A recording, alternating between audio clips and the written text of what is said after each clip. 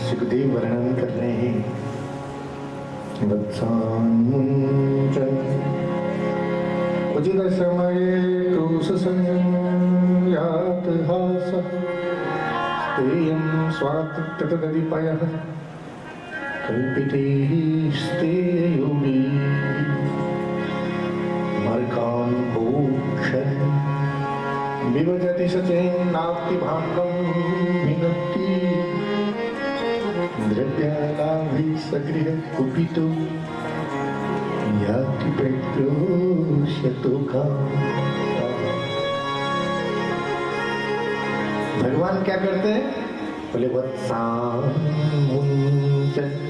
उचित समये, बहुत नटखट चेष्टाएं कर रहे हैं। अभी गाय दुहने का समय नहीं, पहले सब बछड़ों को खोल दिया और दूध पिला दिया। असमय में ही, अभी समय नहीं था, उचित समय। ये बछड़ा क्या है? बद्ध जीव ही बछड़ा है। और भगवान कब कृपा करें, अभी हमारी मुक्ति का समय नहीं हुआ, तो पहले भी मुक्त कर सकता है, असमय में भी मुक्त कर सकता है। यही तो भगवान की कृपा है। मान लो कि हमारी मुक्ति का समय नहीं आया, बहुत कर्म हमारे ऐसे हैं यही उलझते रहेंगे 84 के चक्कर में, और भगवान की कृपा हो गई तो असमय में भी मुक्त कर सकता है। वत्सान्मुञ्चन् उचित समये क्रूससंज्ञात हासः। और तब क्या करते हैं? फिर हंसते हैं बड़ी जोर से, चिल्लाते हैं, चिढ़ाते हैं उन लोगों को। ऐसे नटखट चेष्टाएं कर रहे हैं।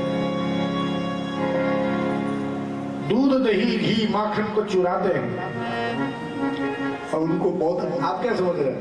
अरे उनको बहुत अच्छा लगता है भीतर से ना, और वो किस बहाने से जाए तो बुलाना लेके जाते हैं।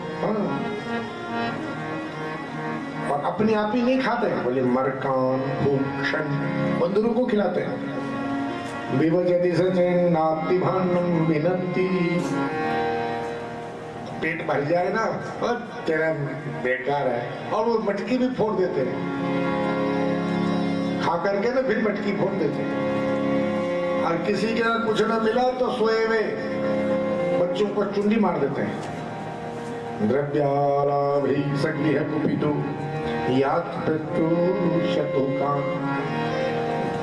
द्रव्य नहीं मिला, किसी के यहाँ माखन दूध आदि नहीं मिला, तो उनके सोए हुए बच्चों को चुंडी मार देते हैं। ऐसी नटखटी चेष्टाएं भगवान करते हैं।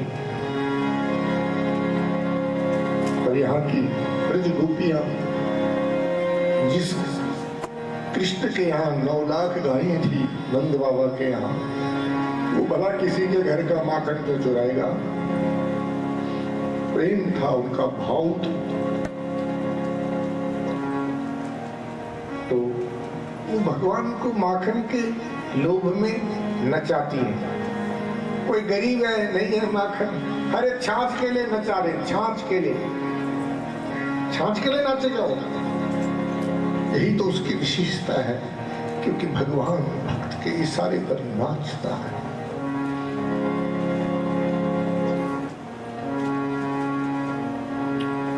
शेष महेश गणेश दिनेश सुरेश जाहि निरंतर ध्यावे। शेष महेश गणेश दिनेश सुरेश जाहि निरंतर ध्यावे। ताहि अखंड अनंत अनादि अछेद्य अवेद सुवेद बतावे। ताहि अखंड अनंत अनादि अछेद्य अवेद सुवेद बतावे।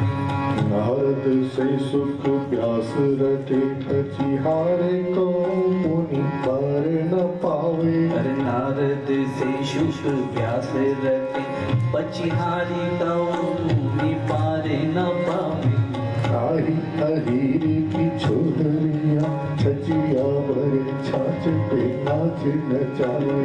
ताहि अहीर की छोदरिया छचिया भर छाछ पे नाच धूरी भरे अति शोभित श्याम। तैसी बनी सिर सुंदर चोटी धूरी भरे अति शोभित श्याम।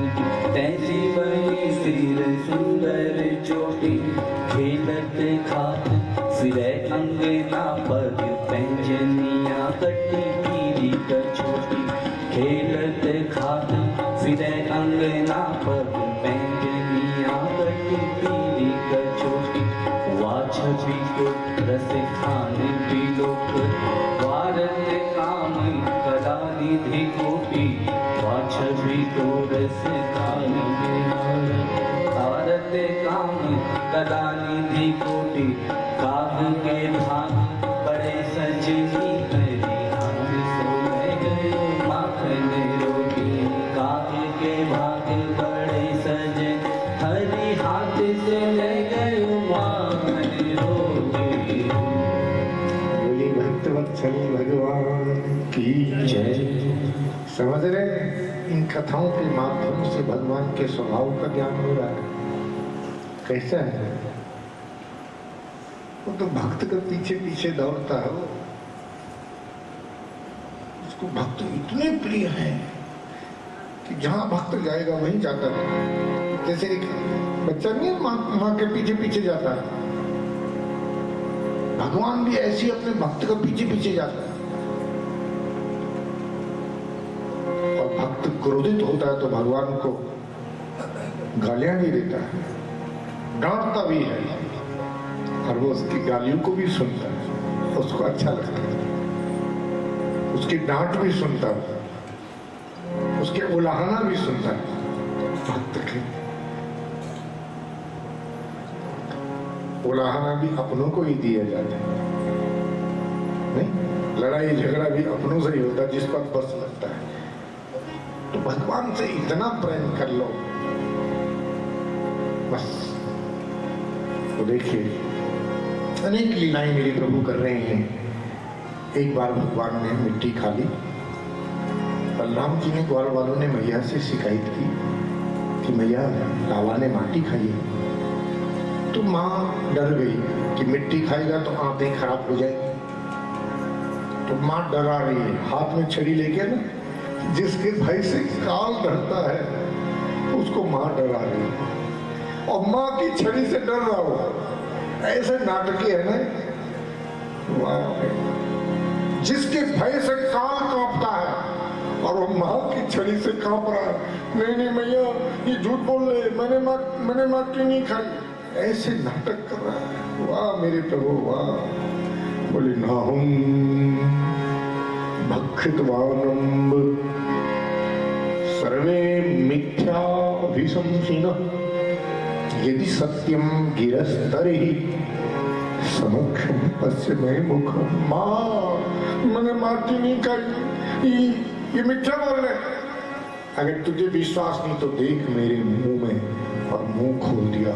अनंत ब्रह्मांडों का दर्शन मुख के अंदर करा दिया माँ को। माँ तो आंखें मलती रही हो, ये मैं क्या देख रही हूँ। इस ब्रह्मांड को भी दिखाया, इसमें अनेक लोगों को, इस मृत्यु लोक को भी दिखाया, और यहां तक कि भाई मथुरा नगरी को भी दिखाया, और उसमें भी नंद गांव को भी वहीं देखा, सारे ग्वाल वालों को, अपने आप को भी मुख में देखा। मां ने सोचा ये कोई ऊपरी हवा लग गई है, मैं क्या देख रही हूँ। भगवान ने विचार किया अगर रहस्य जान गई ना मैया तो फिर आनंद नहीं आएगा, इसलिए मुस्कुरा गए भगवान, सब भूल गई। तो राजा परीक्षित ने कहा गुरुदेव नंद किम अकरोत् ब्रह्मन् श्रेय एवं महोदयम् यशोदाच महाभागा अपो यस्यास्तनं परि। इस नंद ने, यशोदा ने कौन से पुण्य किए थे जो उस यशोदा का स्तनपान करना है। अखिल कोटि ब्रह्मांड नायक, और ये बाल सुख इनको मिला ना, बेचारे वो देव की और वसुदेव इन सुखों को अनुभव नहीं कर पाए। क्या पुण्य किए थे इन्होंने। तो सुखदेव जी ने कहा राजन द्रोणो वशूनाम प्रवरो धरया सह भार्यया करिष्यमान आदेशं ब्रह्मणस्तमुवाच, ये द्रोण नाम के वसु थे। ये इनकी पत्नी धरा, इन्होंने तप किया। मतलब जो पहले तपता है ना, बाद में सुख भोगता है। ये नियम है। जिसके जीवन में पहले बहुत कठिनाइयां हैं, आज वो सुखी है। कोई भी हो चाहे, देखो, जो जिसका जीवन पहले बहुत कठिनाई से बीता है और आज देख लो, आज वो सब आनंद में, बोला है कि नहीं? यही है। जो पहले तपेगा, अगर आप अभी तपेंगे इस शरीर से, क्योंकि ये शरीर तो तपने के लिए मिला है। मनुष्य का शरीर तो तपने के लिए मिला है, धर्म का आचरण करने के लिए मिला है। और धर्म का आचरण तो तपना है भाई। कलयुग में धर्म का आचरण कठोर तप है। और जो अभी तपेगा, फिर आनंद करोगे, हमेशा शाश्वत प्रभु का धाम मिलेगा। पहले आपने पुण्य किए थे, आज आपको मनुष्य शरीर मिला, ठीक ठाक मिला, सब सुविधाएं मिली हुई हैं, वो पुण्यों का ही फल है। ऐसे नहीं है, अभी का कुछ नहीं, पिछला है सब। अब जो कुछ करोगे आपके हाथ में है। आप तो बहुत सुंदर एक दिन की बात है, भगवान सो रहे हैं, हम भैया उठी, लाला उठेगा तो माखन मांगेगा। तो सुखदेव जी वर्णन कर रहे हैं, एक रात गृहदासीषु यशोदानंद कर्मांतरनियुक्तासु निर्ममंथ स्वयं दधि। यद्यपि नंद यशोदा के यहाँ बहुत नौकर चाकर हैं, जिनके यहाँ 9 लाख गायों को संभालने के लिए कितने चाहिए बताओ। लेकिन मैया की विशेषता है, भगवान के वस्त्रों को स्वयं धोती है, भगवान के लिए भोजन स्वयं बनाती है, भगवान जिस माखन को खाते हैं उनको स्वयं मतती है। कितने ही सेठ क्यों न हो जाएं आप, भगवान का भोग स्वयं बनाना चाहिए। भगवान के मंदिर में सफाई स्वयं करनी चाहिए, उनके बर्तनों को स्वयं धोना चाहिए, उनकी सेवा स्वयं करनी चाहिए।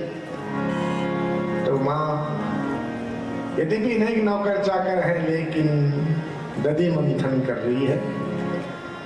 और पुराने जमाने में दधि मंथन तो ऐसे ही होता था ना भाई। आज तो बिजली का बटन दबाया, मशीन घूमी बस, नहीं। पर मैया दधि मंथन करेगा। और क्या दिव्य स्वरूप है मैया का उस समय। क्षोमम वासः ऋतुकटितटे बिभ्रति श्रोत्ररद्धं पुत्र स्नेह स्नुतकुचियुगं जातकंपं शुभ्रू रज्ज्वाकर्षस्रमभुजचल कंकणौ कुण्डले च श्विन्नं वक्त्रं कवरविगलं मालती निर्ममंथ। माँ ने रेशमी वस्त्र पहना हुआ है।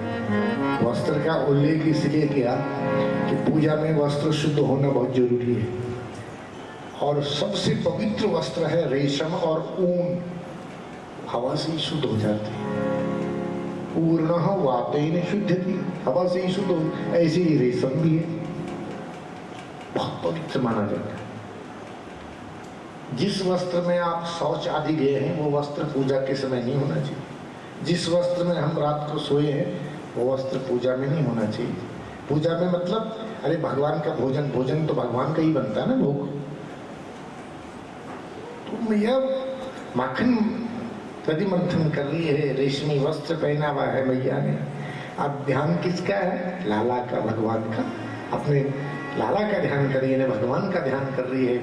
और पुत्र स्नेह में स्तनों से दूध टपक रहा है, और परिश्रम भी हो रहा ना, तो पसीना भी टपक रहा है। जूड़े में मालती पुष्प की माला गुथी भी है, तो वो फूल भी नीचे गिर रहे, कंकण हिल रहे हैं, कुंडल भी हिल रहे। तो माँ कौन है? जीव। जीव जब ईश्वर को याद करेगा तो वही ईश्वर पीछे तो नहीं रहेगा। तो भगवान जग के और दौड़ दौड़ के मैया के पास आए, बोले मैया मुझे दूध पिलाना। परब्रह्म परमात्मा माँ से दुग्ध पान की याचना कर रहे हो तो माँ ने छोड़ी मथानी और भगवान को गोदी में, और भगवान को स्तनपान कराने लगी। लेकिन ध्यान चूल्हे पर चले गया। चूल्हे में दूध रखा था कपिला गाय का, वो दूध भी भगवान के लिए था। और दूध को बड़ी चिंता हुई कि ये भरपेट माँ का दूध पी लेगा तो मुझे नहीं पिएगा, और दूध चाहता कि मेरा भी पान करे, इसलिए दूध में आ गया उफान।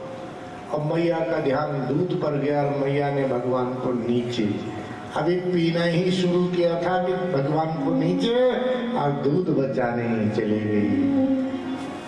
दूध है ही संसार। अरे भाई, तुम्हारी गोदी में यदि भगवान है तो तुम्हें संसार में देखने की जरूरत क्या है?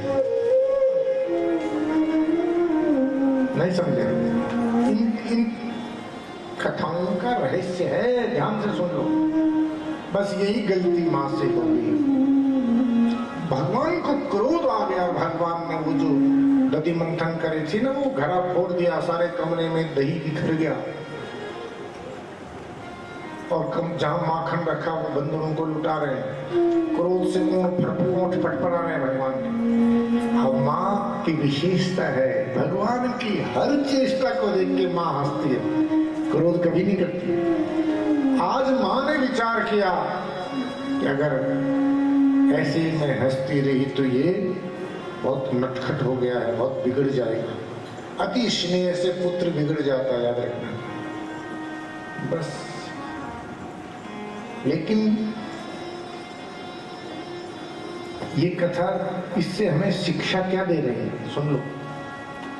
एक घड़ा फोड़ दिया, घड़ा क्या था? वो संसार है। भगवान यदि क्रोधित हो गए तो तुम्हारा संसार समाप्त कर देंगे। हम लोग पूजा में बैठे हैं, हर आस्तिक व्यक्ति 5 मिनट बैठे पर अपने घर में दीवा बत्ती जरूर करता है। सबके रखे रहते, चाहे एक फोटो रखी हो, सबने घर में रखा होगा निश्चित। नहीं, हमारी भारत भूमि है और हर आदमी भगवान के पास मत्था टेकता है। अब 5 मिनट है मान लो हमारे पास, और हम दीपक जला रहे हैं, और इतने में फोन बज गया तो दीपक, फोन यहाँ पे लगाया, हाँ बोलो क्या बात है, इधर दीपक जला रहे हैं। वो 5 मिनट में भी बातें करता रहा, दीपक जला के वापस निकला, बात करते करते बाहर आ गया। बोलो होता कि नहीं? भगवान क्या सोचेगा? 5 मिनट तूने मेरे लिए निकाले थे 24 घंटे में से, और उसमें भी तूने संसार को छोड़ा नहीं, मोबाइल में बात करते करते बाहर निकल गया। बताओ, बोलो हो जाएगा प्रसन्न? अब कभी कुछ हो गया तो भगवान को गाली, क्या क्या इस भगवान ने, कुछ भी हो गया तो सब लोग गाली देते हो। मंदिर जाना बंद, दीवा जलाना बंद, सब कुछ। क्या किया इस भगवान ने हमें? तुमने क्या किया उसके लिए बताओ? हमारा कितना त्याग है उसके प्रति, पहले ये बताओ। 5 मिनट के लिए बैठे थे, वो फोन नहीं छोड़ा। फोन क्या है? ये कलयुग है जो हमें संसार से जोड़ता है ना। फोन संसार से जोड़ने के लिए है कि तो कलयुग नहीं चाहता कि ईश्वर से जुड़ जाए, उसको सबसे ज्यादा खतरा है, इसलिए वो जानबूझ के बचता है। कथा में भी बजेगा, पूजा में भी बजेगा, हवन भी कर रहे हैं वैसे ही। हाँ पंडित जी आप कराते रहो, अब वैसे ही फोन सुन रहा वैसे ही। हाँ फिर क्या हुआ, चल इतना माल वहां भेज दे, इतना ये कर दे, और वैसे ही सुनना है। अरे भले आदमी शमशान में जाएगा, वहां भी बजेगा। एक जगह बताओ जहां लोग बंद करके बैठे, कहीं बताओ? इसलिए नियम है, हर चीज का एक नियम है मेरी माताओं सज्जनों। हम यदि पूजन में बैठे तो प्रलय भी हो जाए, होने तो जो होता है, तुम क्या कर लोगे? इतनी देर में तुम कर क्या लोगे? पहले ये बताओ। जो होना है तो अवश्यम भावी है। हाँ, भगवान चाहे तो कुछ भी कर सकते हैं, ईश्वर कुछ भी कर सकता है। कर सकता है फिर? इसलिए जितनी देर आप पूजा में बैठे बस ऐसे बैठो कि बस कुछ मर्जी हो, तुम्हारे पूजा न छूटे, तुम्हारा ध्यान न भंग हो। इतनी देर उस मोबाइल को बंद रखो, कथा में, पूजा में, यज्ञ में, यानी भगवान को वो आप पर निर्भर है, आप उसको कितना महत्व देते हैं ना, सीधी सी बात है, वो आपने देखना है। आपने अपने जीवन में उसको महत्व कितना देना है वो आपने निर्णय करना है। हम नहीं कहेंगे, हम नहीं कह रहे तुम ऐसे करो, वो आपने देखना है कि मैंने उसको महत्व कितना देना है। ठीक है, महत्व दो, बाकी समय बहुत पड़ा है उसके लिए। इतनी देर, जितनी देर हम भगवान के पास हैं उतनी देर तो बस, तो भगवान प्रसन्न हो जाएगा। नहीं, उसकी भी तो कोई कीमत है नहीं है। फिर तो देखिए, माँ से यही गलती होगी, और माँ ने वो, भगवान ने वो मटकी फोड़ दी, दही बिखर गया, बंदरों को माखन लुटा रहे। वो माँ कुपित हो गई। माँ ने सोचा इसको हाथ में छड़ी लिया पकड़ने के लिए, भगवान भाग रहे, मैया पीछे पीछे भागते रहे, पकड़ में नहीं आए। वो पसीना पसीना हो गई मैया, लेकिन पकड़ में नहीं आए। माँ ने छड़ी छोड़ दी, देख मारूंगी नहीं तो पकड़ में। हंस रहे हैं भगवान और भाग रहे हैं। चतुराई से कभी भगवान पकड़ में नहीं आता। आप क्या समझ रहे हैं? चतुराई से और पकड़ में आ जाएगा? नहीं आए पकड़ में। लेकिन माँ भी ऐसे हटी है, प्रयास नहीं छोड़ा माँ ने। पसीना पसीना हो गई, भागते भागते, लेकिन भी प्रयास नहीं छोड़ा। तो जीव भी जब ईश्वर को पाने के लिए प्रयास छोड़ेगा नहीं, तो वो भी आखिरी विवश हो जाएगा। बोले बेचारा, इसको तो समझ है नहीं कि मैं ऐसे चालाकी से पकड़ में नहीं आता हूँ, पर वो प्रेम बस फिर आ जाता उसकी पकड़ में। कोई बात, क्योंकि पसीना पसीना हो गया, अब देखा नहीं गया भगवान से ना। मैया का वो रूप, बेचारी थक गई, लेकिन फिर भी भागती रही, तो पकड़ में आ गया। और मैया वैसी रो रही है कि तू बहुत नटखट हो गया है और मैं तुझे छोड़ूंगी नहीं, और बांध रही है रस्सी से। और रस्सी 2 अंगुल छोटी, दूसरी रस्सी पता नहीं कितनी रस्सियां जोड़ दी, हर बार 2 अंगुल। ये 2 अंगुल क्या है? जब तक हमारे अंदर मैं और मेरा, यही 2 अंगुल है, और इसी का नाम माया, मैं बांधूंगी, तब तक भगवान बंधन में नहीं आएगा। हमारी क्या सामर्थ्य है कि हम भगवान को पाले, भगवान को पकड़ ले? नहीं। भगवान कहेंगे बेटा तेरे अंदर है सामर्थ्य। हम कहेंगे मेरे अंदर सामर्थ्य नहीं, वो कहेगा नहीं नहीं नहीं, तेरे अंदर सामर्थ्य आ जाएगा कि नहीं पकड़ में। हम कहेंगे हम कुछ नहीं, भगवान कहेगा नहीं तू बहुत कुछ है।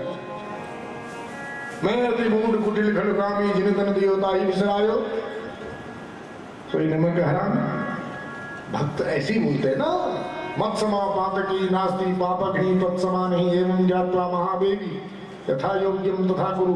यही तो दैन्य भाव है, और क्या है? दैन्य भाव से अहंकार नहीं पनपता है, अहंकार को दबाने के लिए दैन्य भाव है, और इस दैन्य भाव से ही भगवान।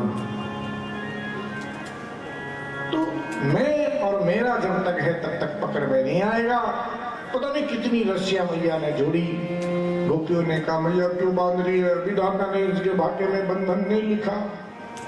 माँ ने कहा मैं तो बांधूंगी इसे, चाहे सारे गांव वालों की रस्सियां इकट्ठी करूं। माँ ने प्रयास नहीं छोड़ा। अब भगवान कृपा बस बंध गई, उखल में बांध दिया है भगवान को। और भगवान रो रहे हैं कि मैया मुझे छोड़ दे।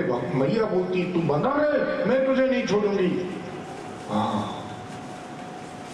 माँ से अपने बंधन से मुक्त करने के लिए प्रार्थना कर रहे हैं भगवान। यशोदाया परम नास्ति देवता इति में मति, यस्या उलूखले बद्धो मुक्ति दो मुक्ति मिच्छति। सबको मुक्त करने वाला परमात्मा उस माँ से अपनी मुक्ति चाह रहा है कि मुझे मुक्ति कर, माँ मुझे मुक्त कर, छोड़ दे। माँ ने कहा नहीं छोड़ूंगी, बना उखल में बांध दिया, अन्य कार्यों में व्यस्त हो गई। भगवान ने देखा उखल सहित गए, और सामने 2 विशाल यमलार्जुन के वृक्ष है, उसमें उखल को फंसाया, एक झटका मारा, प्रणाम से वृक्ष नीचे गिरे। 2 दिव्य पुरुष प्रकट हो गए। कौन है ये? नलकूबर और मणिग्रीव है ये। कुबेर के बेटे हैं नलकूबर मणिग्रीव। वृक्ष बने हुए क्यों? बोले नारद जी का साथ एक बार अप्सराओं के साथ ये नग्न होकर के स्नान कर रहे थे। नारद जी आए, अप्सराओं ने वस्त्र पहने, ये नंगे खड़े रहे। बोले अरे मूर्खो, वृक्षों की बातें खड़े हैं, जाओ मैं तुम्हें साप देता हूँ, तुम वृक्ष जड़ी होनी में चले जाओ। रोए, नारद जी के चरणों में गिरे। तब नारद जी ने कहा भगवान के द्वारा तुम्हारा उद्धार होगा। आज भगवान ने इनका उद्धार किया है। बोले भक्तवत्सल भगवान की जय। दिव्य रूप धारण करके प्रकट हो गई और बहुत सुंदर इन्होंने स्तुति किया है। वाणी गुणानुकथने श्रवणो कथायां हस्तोच कर्मसु मन तव पादयोर्न स्मृत्यां शिरस्तव निवास प्रणामे दृष्टि सतां दर्शनेस्तु भवतनूना। हे प्रभु, ऐसी कृपा कर कि इस वाणी से केवल तेरा गुणगान करो। वाणी की सार्थकता इसी में है कि हम इस वाणी से केवल भगवान का गुणगान करें। वाणी किसी की चुगली निंदा करने के लिए नहीं मिली। हाथों से तेरी सेवा करूं, कानों से तेरी कथा सुनूं, हाथों से तेरी सेवा करो, मन तेरे चरणों में ही लगा रहे, सिर तेरे चरणों में झुके, आंखों से केवल तेरा दर्शन करूं प्रभु। बहुत सुंदर। तो भगवान ने इनको तथास्तु कह करके आइए भगवान के धाम में चले गए। वृक्षों का टूटने का शब्द सुना, मैया दौड़ी दौड़ी आई, सारे ब्रजवासी इकट्ठे हो गए। माँ वैसे रो रही है वैसे भगवान के बंधनों को खोल रही है। नंद बाबा ने डांटा कि क्यों तूने लाला को बांधा? माँ है ना, वैसे रो रही है वैसे बंधन खोल रही है। अनेक अद्भुत लीलाएं मेरे प्रभु कर रहे हैं। एक दिन की बात है, यहाँ एक फल बेचने वाली बहुत गरीब थी बेचारी। उसने सुना कि नंद भवन में दो अद्भुत बालक आए हैं और मुझ अभागिन ने आज तक उनका दर्शन नहीं किया है। आज वो भगवान के दर्शनों के लिए घर से निकली। लक्ष्य है भगवान का दर्शन। गरीब है, फल बेच करके अपनी आजीविका चलाती, पतिदेव नहीं है, स्वयं कार्य करती है। तो आज भगवान के दर्शनों के लिए आई। फल बेचने का बहाना लिया, टोकरी में फल, नंद भवन में पहुंची, कोई नजर ही नहीं आया। तो आवाज लगाई, कोई फल ले लो। और ये आवाज केवल भगवान ने सुनी, श्री कृष्ण ने।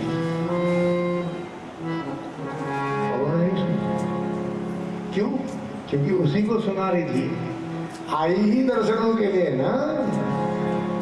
तो भगवान समझ गए कि मेरे दर्शनों के लिए आए हैं। भाई वो तो अंतर्यामी, उसको तो सब पता लगता है ये घर से चला ही किस लिए। भगवान सब जानते हैं कि ये मुझे कितना महत्व दे रहा है अपने जीवन में। तो हाथ में धान लेकर के गए, दौड़ दौड़ के उसके सामने आ गए, खड़े हो गए। और ये फल बेचने वाली एक टक दृष्टि से देख रही है, निहार रही है भगवान को, और इसकी समाधि लगी। बहुत देर हो गई। तो बहुत देर होगी तो भगवान ने कहा फल नहीं देगी, अभी मैया ने देख लिया तो दोबारा बांध देगी मुझे। और तब इसको होश आया और वैसे ही रो रही है, शरीर रोमांच है, वाणी गदगद है। और सबको फल देने वाले प्रभु को ये फल दे रही है भगवान के हाथ में। तो भगवान ने भी विचार किया कि आज इसकी दरिद्रता हमेशा के लिए दूर करो, अब इसको कभी फल न बेचना पड़े। हाथ में धान लाई थे, धान, और सब गिर गया, और दो दो दाने रह गए थे ऐसे ना।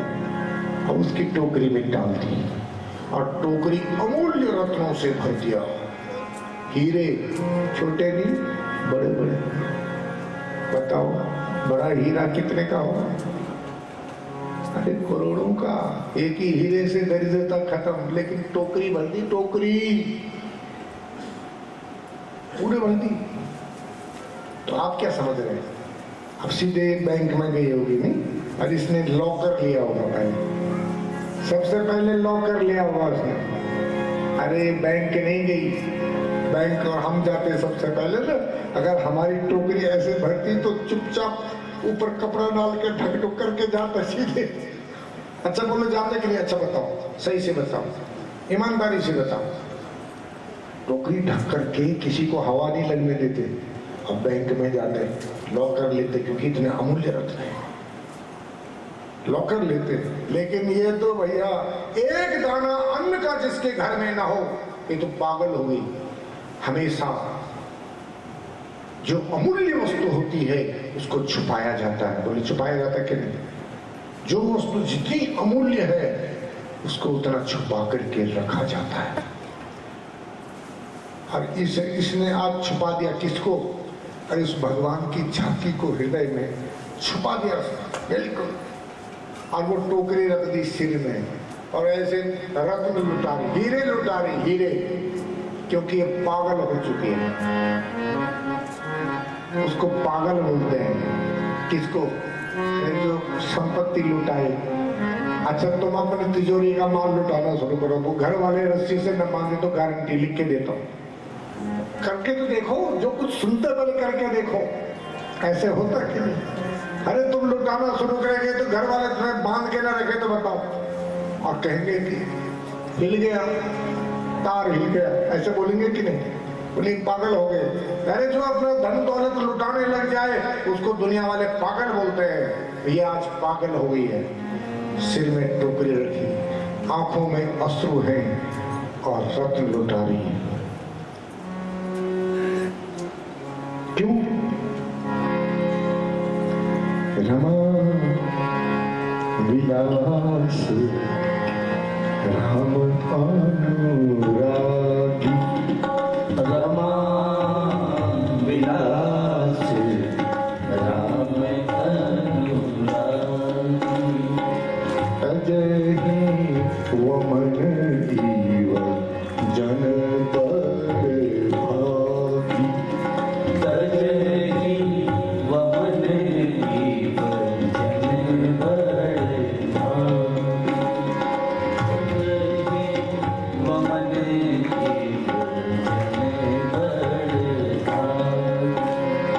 रमा विलास राम अनुरागी, रमा विलास राम अनुरागी, रमा विलास राम अनुरागी,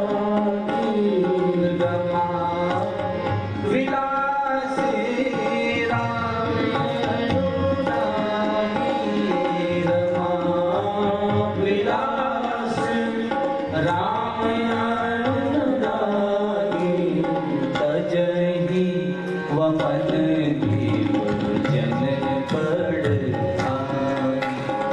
तजहि वमन इव जन पर भागी, तजहि वमन इव जन पर भागी, तजहि वमन इव जन पर भागी।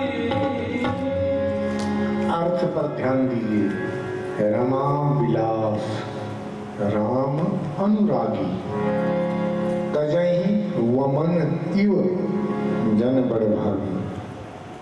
जो राम के अनुरागी हैं, जो राम प्रेमी हैं, वो लक्ष्मी की चकाचौंध को कैसे समझते हैं? तजहि वमन इव, वमन समझ रहे हैं? अरे उल्टी को देख के कोई घृणा करता पीछे हटता ना। तो असली राम प्रेमी वो है जो लक्ष्मी की चकाचौंध को वमन के जैसे समझे। बोले वो है असली राम प्रेमी। तुम्हारे अगल बगल आस पड़ोस में कोई राम प्रेमी ऐसा है? क्या ऐसे राम प्रेमी को जानते हो? बोलो। देखा है, जो लक्ष्मी की चकाचौंध को वमन के जैसे समझे। अगर आपके देखने में तो बताओ, हम भी दर्शन कर ले। बोलो, है कोई? और है वही राम प्रेमी। ऐसे राम प्रेमी हैं शंकर जी।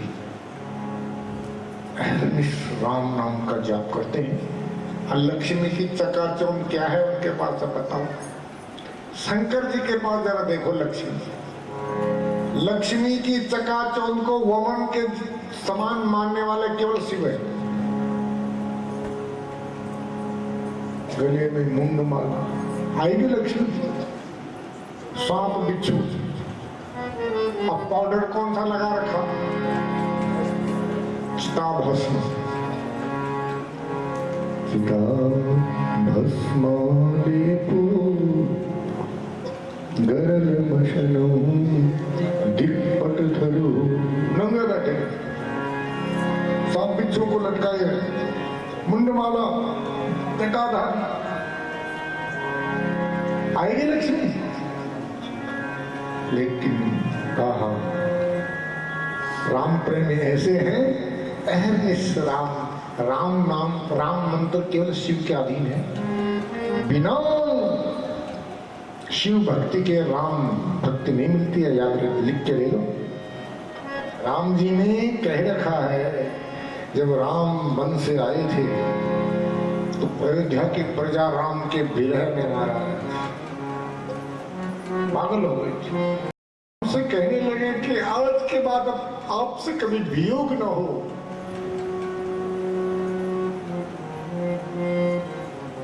बस अब आप हमेशा के लिए मिल जाएं। बोले इसके लिए एक उपाय बताता। आज मैं एक गुप्त रहस्य आपको बता रहा हूं। और एक गुप्त मत सबहि कहो करी जोरी, शंकर भजन बिना नर भगति न पाऊं। एक गुप्त रहस्य बता रहा हूं और हाथ जोड़ के, सबहि कहूं करी जोरी। ऐसे वाह, अगर तुम मुझे चाहते हो तो शंकर भजन बिना नर, बिना शिव के मेरी भक्ति नहीं मिलेगी। मेरे चरणों से प्रेम बिना शिव के नहीं मिलेगा। शिव तो वैष्णव में अग्रणी है और शिव जिस पर अति प्रसन्न होते हैं उसको राम और कृष्ण भक्ति दे देते हैं। ये शिव की विशेषता।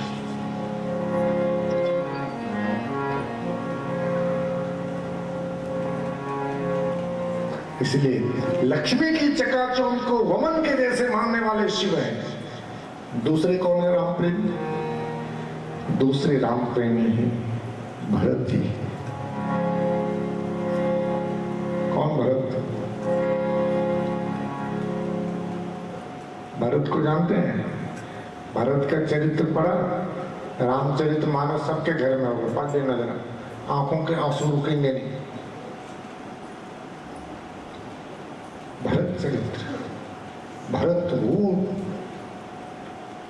महाराज राम प्रेमी है कि जिसने केकई को दोबारा मां ही नहीं बोला।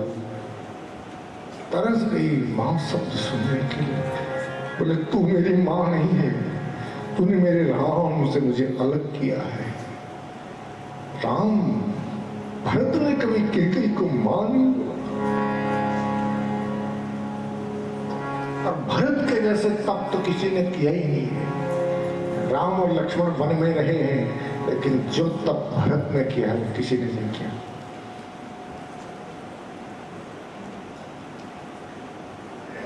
राजकाज संभालते हुए भी उस लक्ष्मी की चकाचौंध को वमन के जैसे मानने वाले भरत हैं। बोला है कि नहीं? लक्ष्मी की चकाचौंध को वमन के जैसे मानने वाले भरत हैं। तीसरे राम प्रेमी कौन है? लक्ष्मण। जब तक वन में रहे, आप क्या समझ रहे हैं? वो न खाया है न सोया है उन्होंने। क्योंकि वो पहले राम की सेवा में रहते हैं, राम को भोजन कराते हैं, फिर उनकी सेवा करते हैं। तो राम जी ने सोचा कि खा लिया होगा, न सोए हैं और न खाया है। लक्ष्मी की चकाचौंध को वमन के जैसे समझने वाले लक्ष्मण है, भरत है, भगवान शिव है।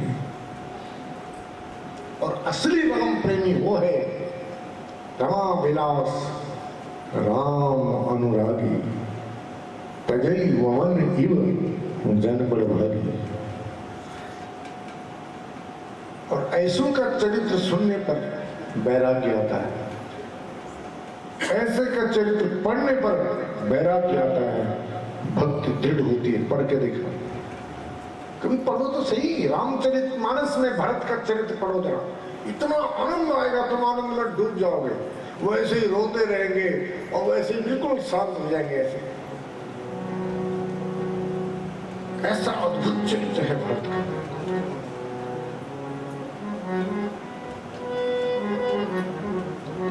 समझना क्या है? आज ये फल बेचने वाली जिसके यहाँ एक दाना अन्न का नहीं था और वो पागल हो गई और रत्न लुटा रही, हीरे बड़े बड़े, और ऐसे आंखों नहीं लुटा रही है।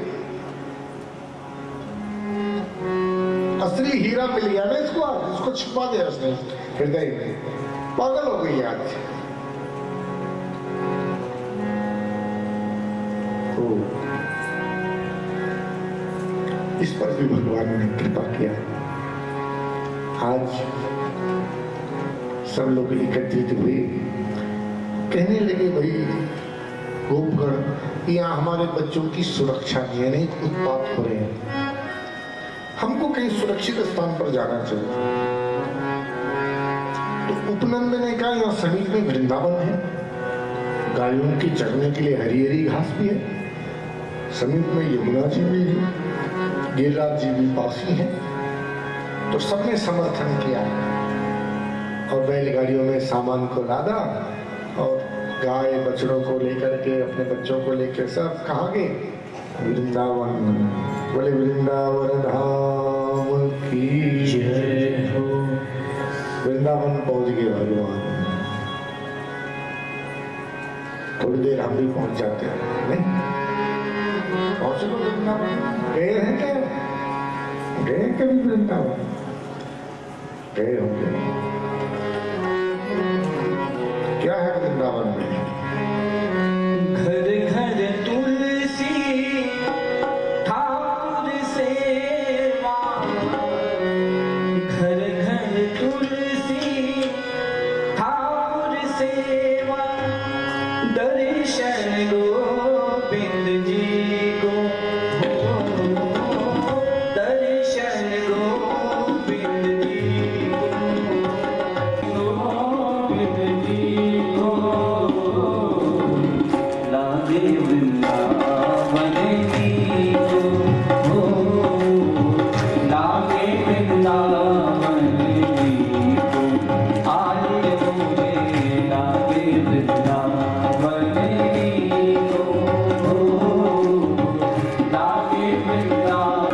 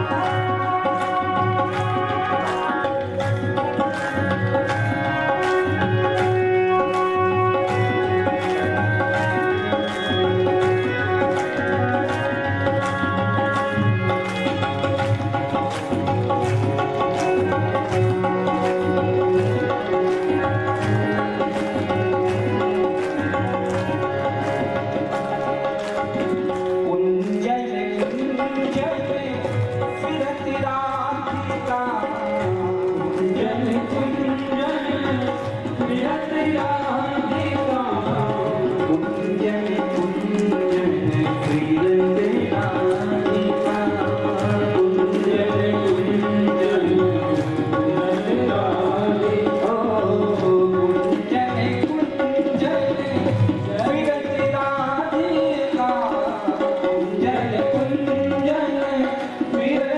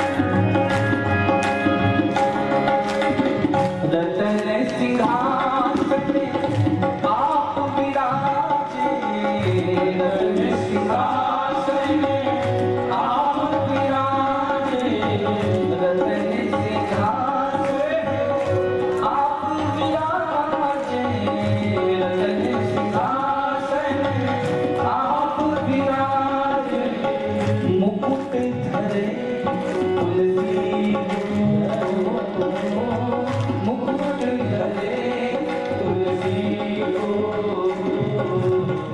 गाते हरि को, गाते वृंदावन की, आगे लोग गाते वृंदावन की, गाते वृंदावन की।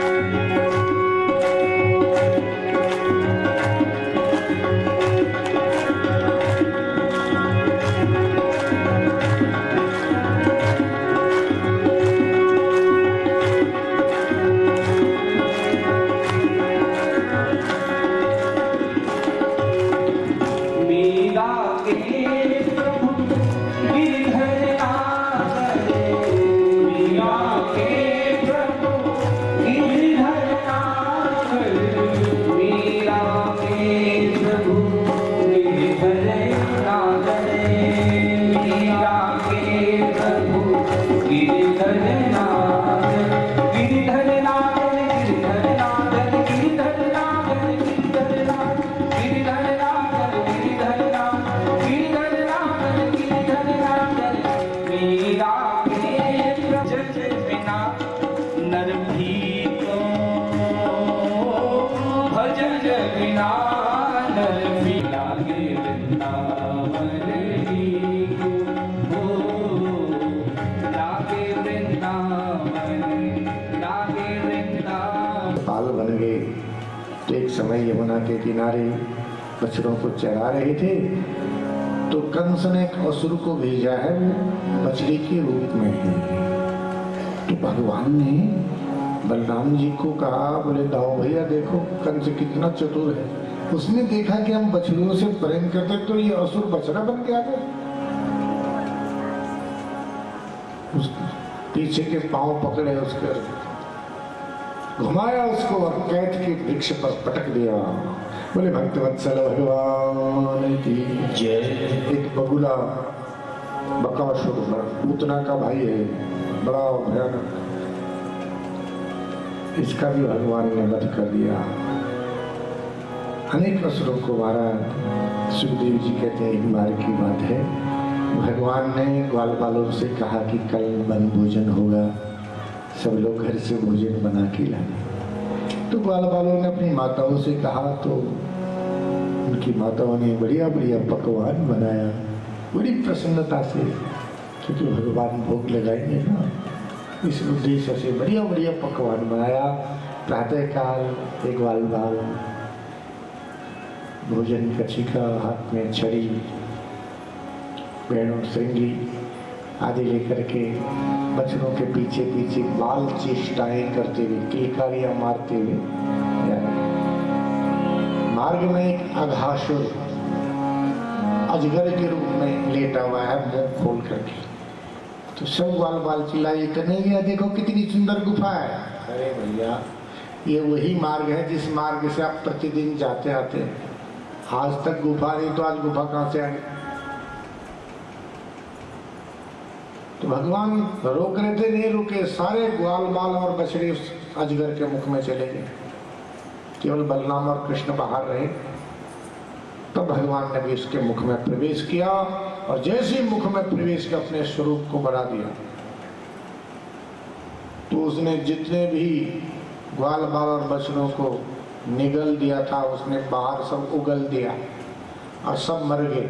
ग्वाल बाल भी मर गए और बछड़े भी मर गए। भगवान ने अमृतमयी दृष्टि से सबको जीवित किया। मन में भगवान जो भी लीलाएं कर रहे हैं उनको घर आके बताते हैं कि आज कन्हैया ने ऐसे किया, और इस लीला को 1 वर्ष बाद बताया और क्या कहा कि आज ऐसा किया कन्हैया ने। तो राजा परीक्षित आश्चर्यचकित हो गए।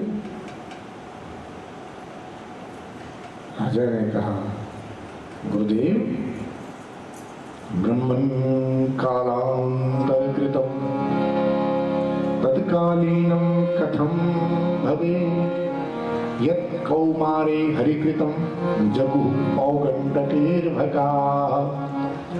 कालांतर में की गई लीला तत्कालीन कैसे हो गई? कुमार अवस्था में की गई लीला और पौगंड अवस्था में वर्णन कर रहे हैं। समय भगवान 5 वर्ष के थे और अब 5 वर्ष के बाद अब 6 वर्ष के हो गए, पौगंड अवस्था शुरू हो गई।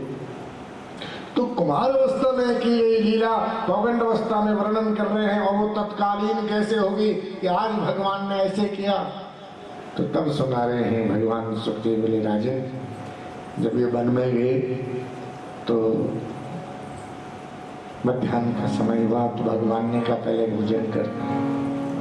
तो सब गोल घेरा बना करके बैठ गए, बीच में बलराम और कृष्ण बैठे। तो सब बाल बाल अपने घर से, कोई बोला कड़ी चावल लाए, कोई कचौड़ी पकौड़ी, जो भी अनेक पकवान लाए हैं और पहले भगवान को खिला रहे हैं, अब फिर खा रहे हैं। भगवान बड़े भाव से पा रहे हैं प्रसाद। एक मधुमंगल गरीब था बेचारा, घर से बासी छाछ और रोटी लाया था, और उसने देखा कि मेरी साथी बढ़िया बढ़िया पकवान खिला रहे, अब मैं ये बासी छाछ और रोटी कैसे खिलाऊं? और ये अभी कहेगा कि क्यों मधुमंगल तू क्यों नहीं खिला रहा? और फिर मैं चुपचाप उठा और छुप करके झाड़ियों में चले गए और रोने लगा। आंखों से आंसू बह रहे हैं और अपनी छाछ अपने आप पी रहा है। रो इसलिए रहा है कि मेरे पास होता तो मैं भी लाता बढ़िया बढ़िया और मैं भी खिलाता। अपने आप इसलिए पी रहा है कि वो मुझसे मांगेगा तो मैं उसको बासी छाछ कैसे पिलाऊं? भाव देखिए ना, बस इसी भाव के भूखे हैं, पर वो यही भाव ग्रहण करते हैं, उनका भोजन ही यही है। तो भगवान उठे, दौड़ दौड़ करके अब झाड़ियों में पगले, अकेले खाएगा, मुझे नहीं देगा, और उसके हाथ से छीन लिया और वो जोर से रोने लगा। सीने से लगाया भगवान ने और उसकी छाछ पीने लगे। अरे ऐसी छाछ तो मैंने कभी पी नहीं, और ज्यादा रोने लग गया। देखो ना, यही है भगवान की विशेषता। और ब्रह्मा ने देखा ये कैसे भगवान, ब्रह्मा भ्रमित हो गए। ब्रह्मा भ्रमित हो गए तो ब्रह्मा ने सोचा कि परीक्षा कर लूं, देखो तो सही, और बछड़ों को चुरा दिया। और बछड़े जब नहीं थे तो ग्वाल बाल चिल्लाए, कन्हैया हमारे बछड़े। बोले तुम लोग बैठे रहो, मैं ले आता हूँ। गए तो बछड़े नहीं, आए तो ग्वाल बाल ने, दोनों को चुरा दिया। भगवान ने कहा जैसे ग्वाल बाल थे, जैसे उनके वस्त्र थे, जैसे रंग रूप था, ऐसे ही बन गए भगवान। वस्त्र भी वही बना है, उसका स्वरूप सब, बछड़े भी भगवान बन गए। आज बच्चे जब बड़े हो जाते हैं तो माताएं स्तनपान नहीं कराती हैं, और आज माताओं को पता नहीं क्या हो गया, ऐसा भाव जगा कि बच्चों को अपना स्तनपान करा रही है। क्योंकि भगवान जब यशोदा मैया का स्तनपान कराती थी, वो यशोदा मैया तो वो भाव कर रहे थे कि हमारा बालक होता तो हम भी इसको स्तनपान। भगवान ने कहा जरूर, आज सबका स्तनपान किया। गाय बछड़ों को खूब चाट रही ऐसे। और आज भगवान ने एक रूप से ब्रह्मा के सिंहासन पर बैठ के द्वारपालों से कहा, या नकली ब्रह्मा आ रहा, भगा देना उसको। ब्रह्मा है, बोले नकली कहाँ जा रहा है? बोले इनको क्या होगा? ध्यान से देखा तो अपने सिंहासन पर अपने पिताजी को बैठे देख लिया। बस समझ गए कि भूल, एक क्षण के लिए ऐसे किया था, इतने में तो यहाँ 1 वर्ष हो गया। गलती का एहसास हो गया ब्रह्मा को। मायापति को माया दिखा ली बस। अब तो ब्रह्मा ने तो उन बच्चों पर ग्वाला वालों को छोड़ा। बलराम जी आज क्या देखते हैं कि गिरिराज जी से ये बछड़े और ये ग्वाल बाल, मेरे साथ भी बछड़े हैं ग्वाल बाल। तब ध्यान से देखा तो क्या देखा, अरे ये तो कृष्ण बना हुआ है। बोले क्यों? बलराम जी को भी इतनी देर में समझ में आया। देख लो, तो हमारे और तुम्हारे क्या हो, साथ में रहने वाला बलराम नहीं समझ पाया, ब्रह्मा नहीं समझ पाए, इंद्र नहीं समझ पाए उसे, तो हम क्या समझें? बोलो। तो ब्रह्मा जी ने बहुत सुंदर स्तुति किया। क्या कह रहे हैं ब्रह्मा? सुंदर, बहुत महत्वपूर्ण स्तुति है ब्रह्मा की भागवत में।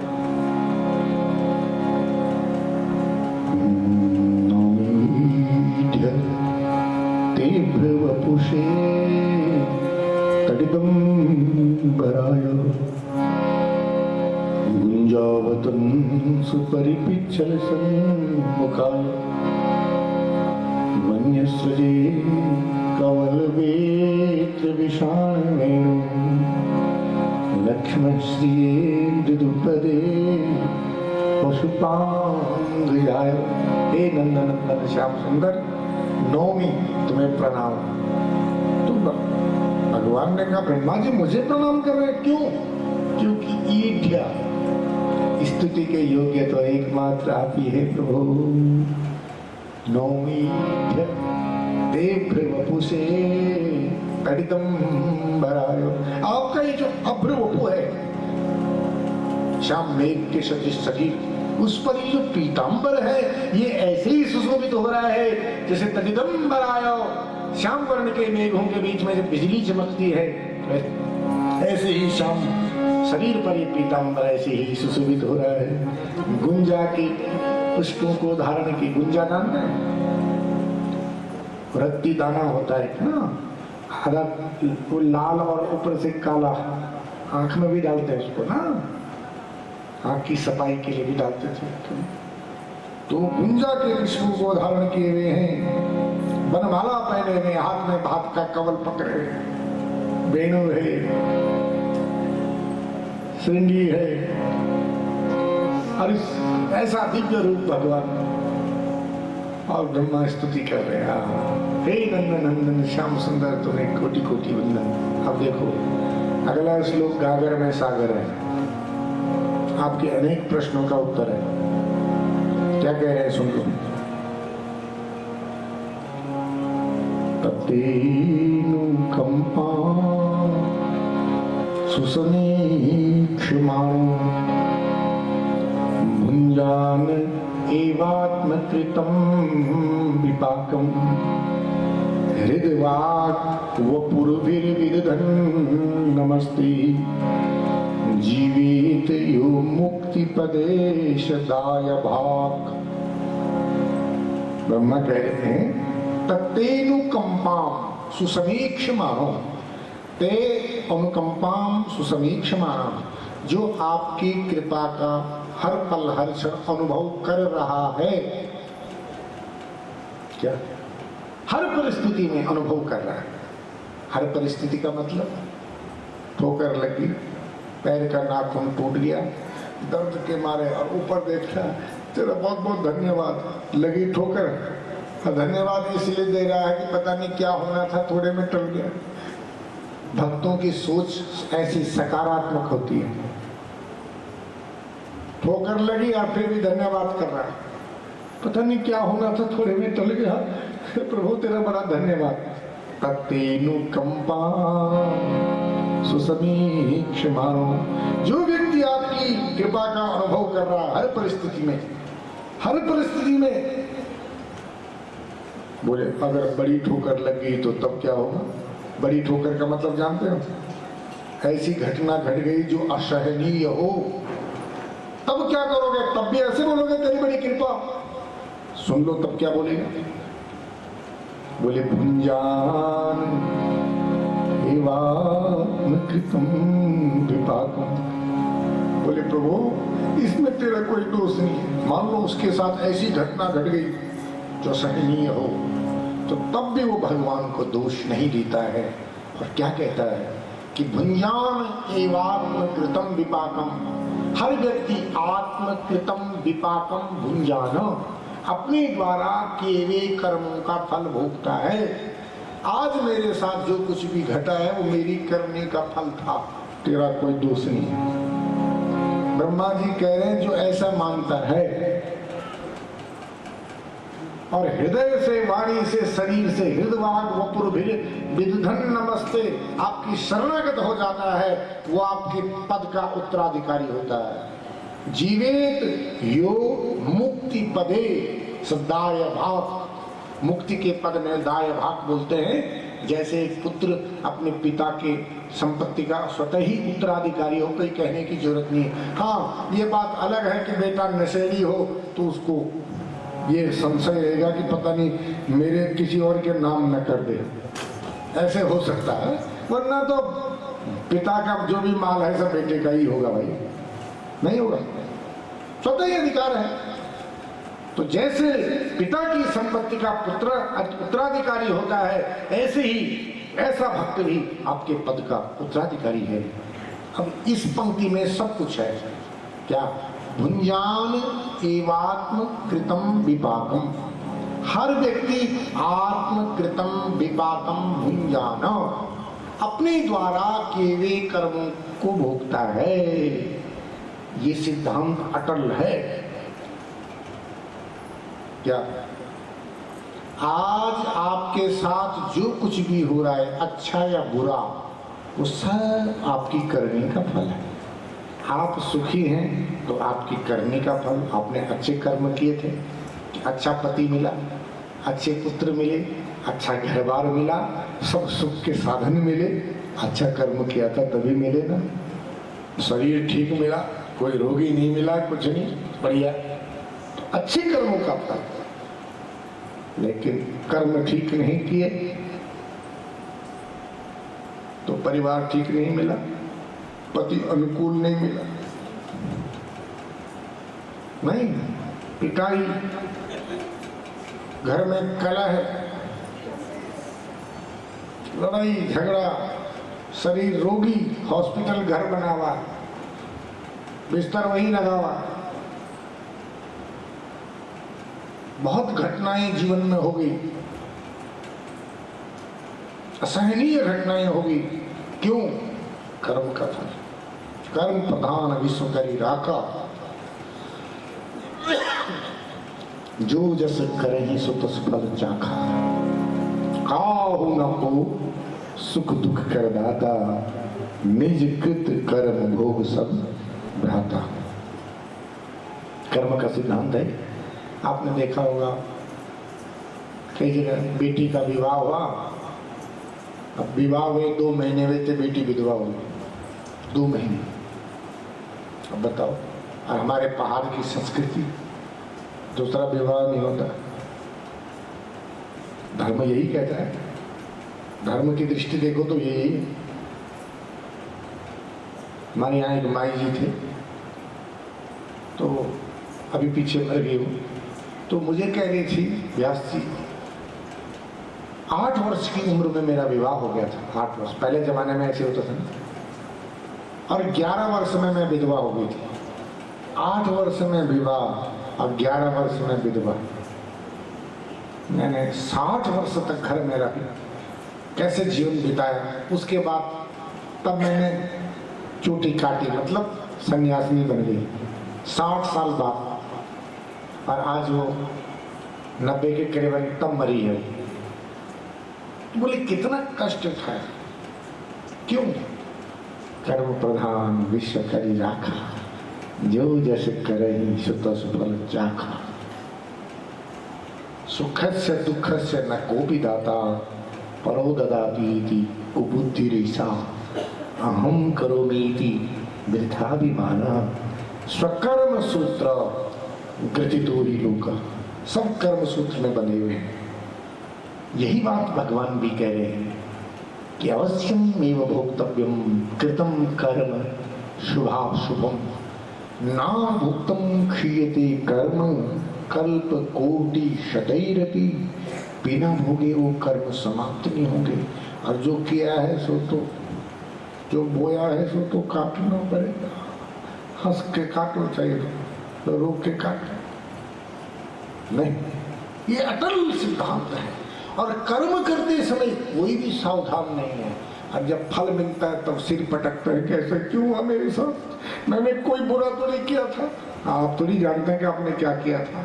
तो देवकी वसुदेवी ने क्या बुरा किया था बताओ जरा। और देवी भागवत में कहता है कि क्यों उसके बेटे उसके सामने मारे गए, ये कथा देवी भागवत में। समझ रहे हैं कि नहीं? भगवान के माता पिता है वो, कोई सामान्य नहीं है। उस जन्म में उन्होंने कोई पाप नहीं किए थे, लेकिन वो पिछला हिसाब था।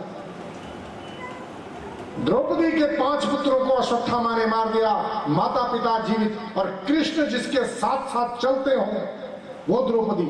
और द्रौपदी जैसी भक्ता कौन होगी जिस द्रौपदी को कृष्ण अपनी बहन मानते हैं। और उसके जीवन में कितना कष्ट, 5 बेटे।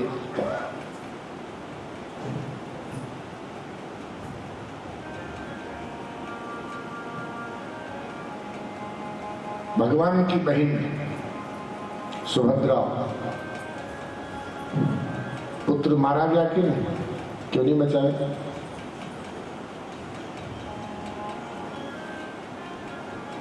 और जिस दिन अभिमन्यु की मृत्यु हुई,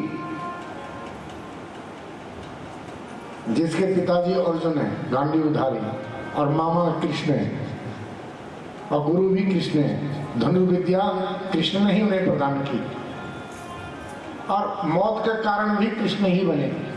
अर्जुन को इतनी दूर ले गए, अंतर्यामी, सब कुछ जानते हुए कि आज इसकी मृत्यु है, दूर क्यों ले गए?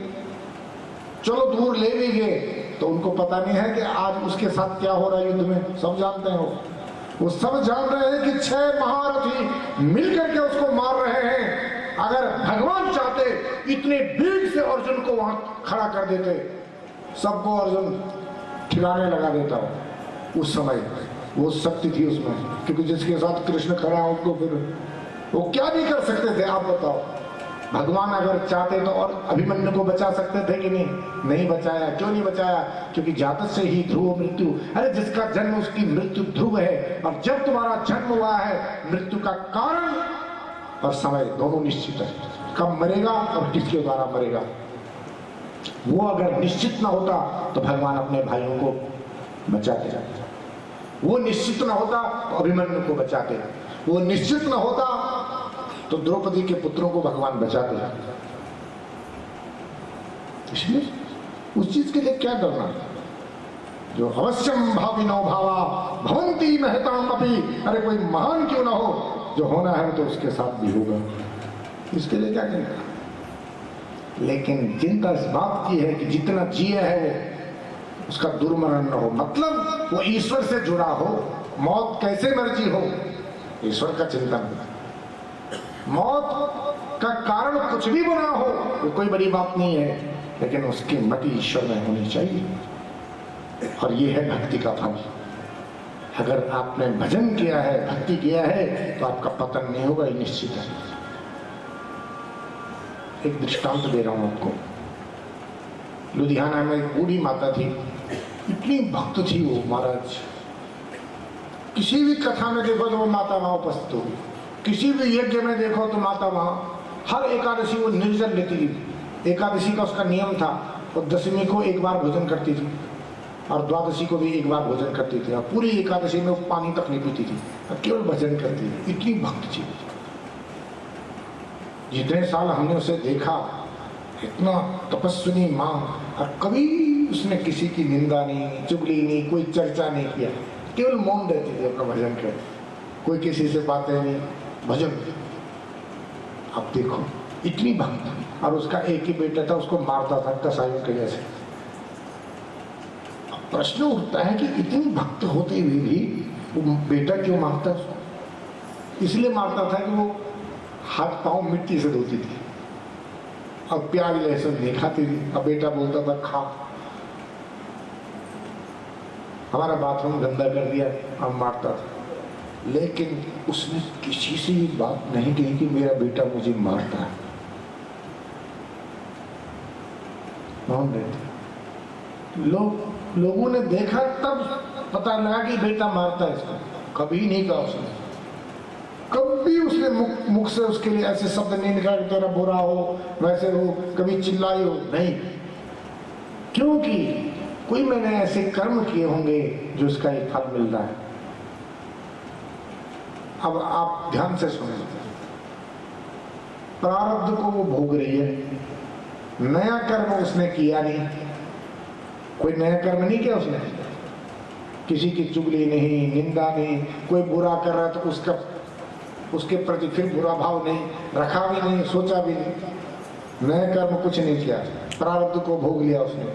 और जब तप साधना इतनी है, संचित कर्म सब खत्म कर दिया उसने उस जप तप के द्वारा।